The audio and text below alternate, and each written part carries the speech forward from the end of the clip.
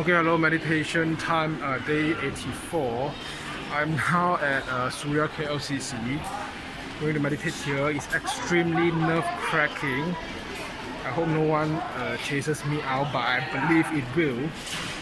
Okay, let's see what happens. It's really crazy now. Okay, I've set up my phone here. Okay, in the center of KLCC. I feel like I'm going to die.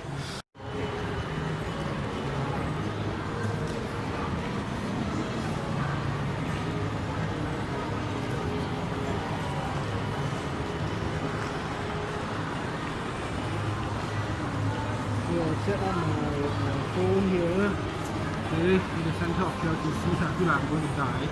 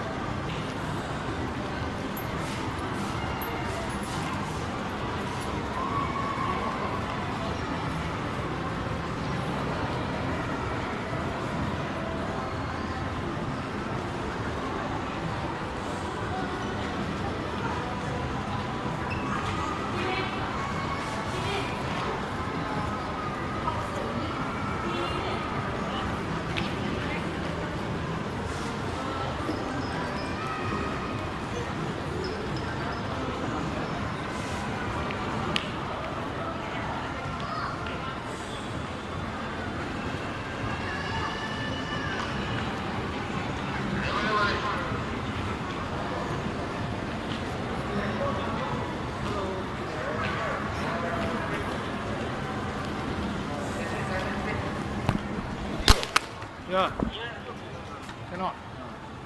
Because I thought this is a public place. Public. I thought this is a public place. I understand, sir. What is your preferred language? Is it Malay or English? English, Malay. Okay.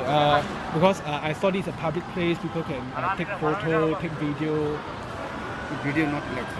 If you want to video, you take the pass from. You from media or what?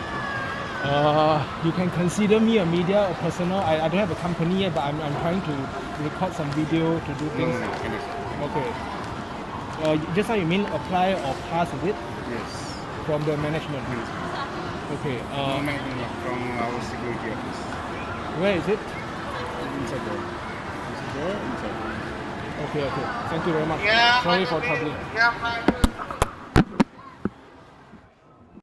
Okay, so within only a few seconds, he already stopped me and said I need permit. My God, I can't even meditate for 1 minute. Hello everyone, I'm back to my home. It's pretty late now. The next 5 to 10 minutes, I'm going to talk about what I observed in KLCC.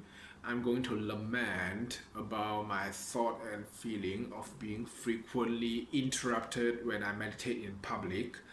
I'm going to express my worry on why is this phenomenon and this culture alarming and worrying.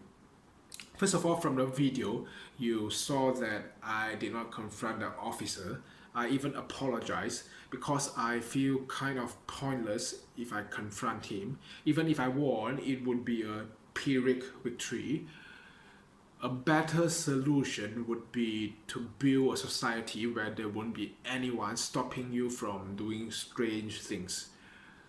It sounds hard, but it's possible in the long run.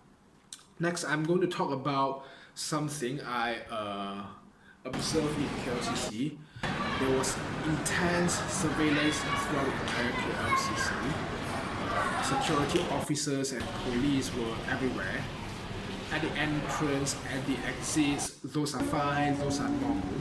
At the LRT station, arguably unnecessary, but it's still fine. The craziest thing was there were security officers around the balusters at first floor, at second floor, and third floor, around the balusters, looking at the courtyard. That seems crazy for me because normally only visitors do that. What were the officers even doing? Were they even shopping? Were they enjoying the scenery? Were terrorists coming? If you came to KLCC 1 year ago, it definitely wouldn't have so much of security officers. If an alien came to our country, and if you ask him to guess the name of this country, he might even guess the name of this country is called Saudi Arabia, North Korea.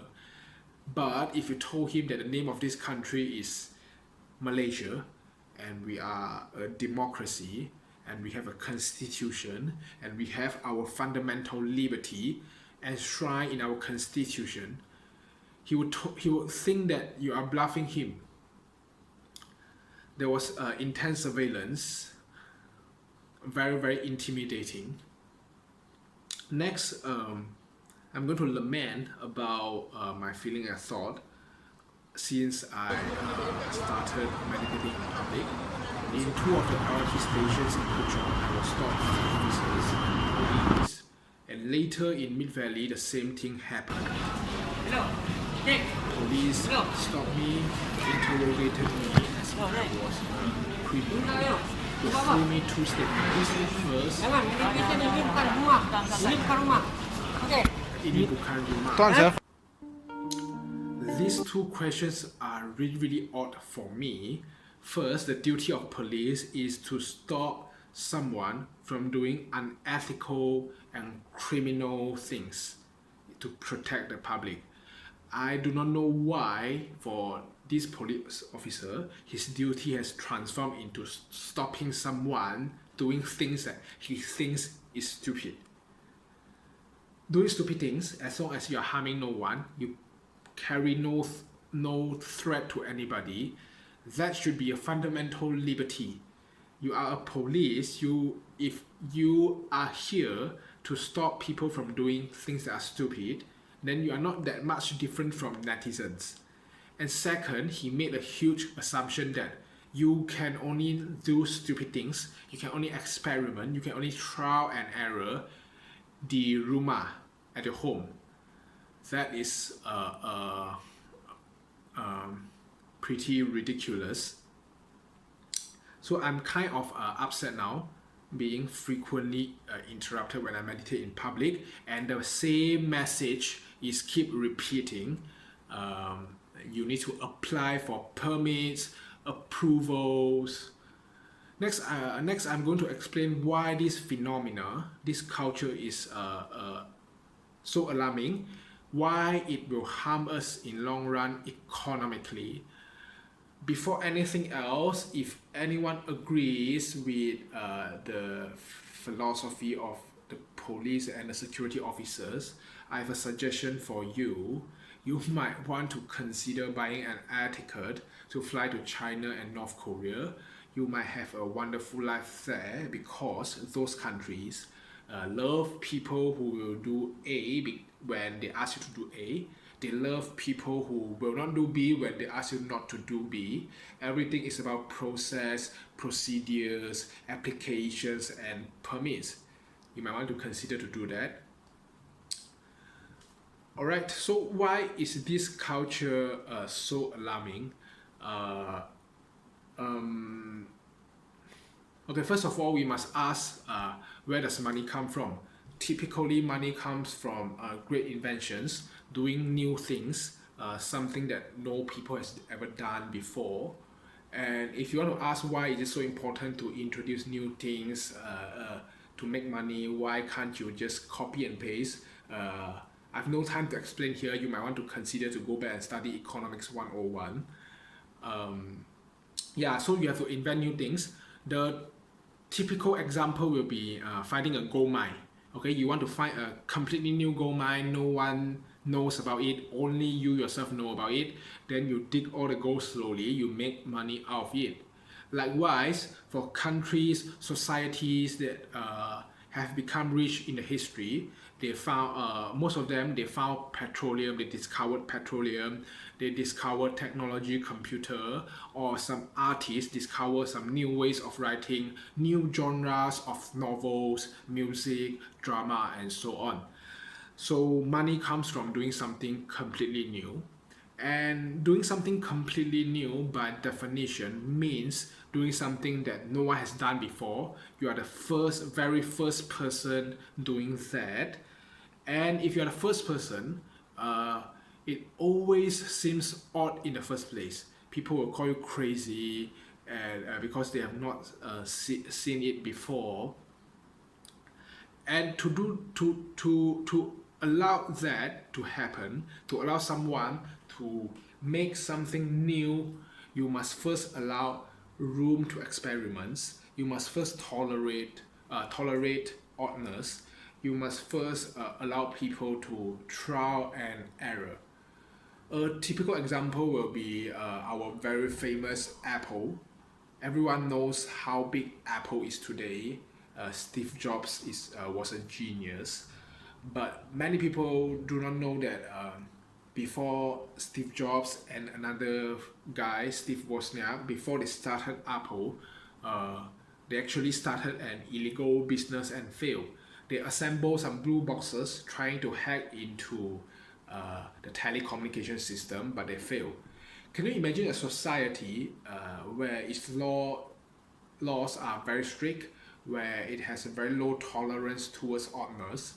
That society would have prosecuted Steve Jobs and Wozniak in the first place, and later on they would not have any chance to start Apple. So that's an example. If you stop people from doing strange things, you are actually stopping great inventions. If everything requires applications, permits, bureaucracy, all the smartest people will not bother to do that. They will fly to another country that is more free to do those things. I sometimes imagine that in another parallel universe, we actually have our own version of Steve Jobs and Apple. Malaysia should have our own Malaysian version of Steve Jobs, Malaysian version of Apple, Malaysian version of J.K. Rowling, and etc.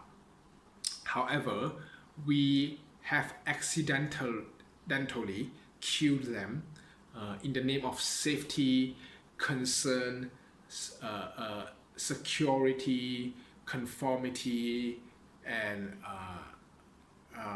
our fear towards being strange. That's why this thing is so alarming. You don't allow people to do strange things, you are actually harming yourself economically in the long run. Lastly, the even more alarming thing is, as many of you know, I came from the so-called top law school in the country, Law School. Throughout my 4 years of study, the overarching aim of the law school was to produce atomic and mechanical lawyers. That means that the school and faculty concerns a lot in ensuring us knowing the inside out of every single detail law, but the faculty focus very little on philosophy. What is a good philosophy of governing a society? And it mentioned very little about civil disobedience and the importance of it.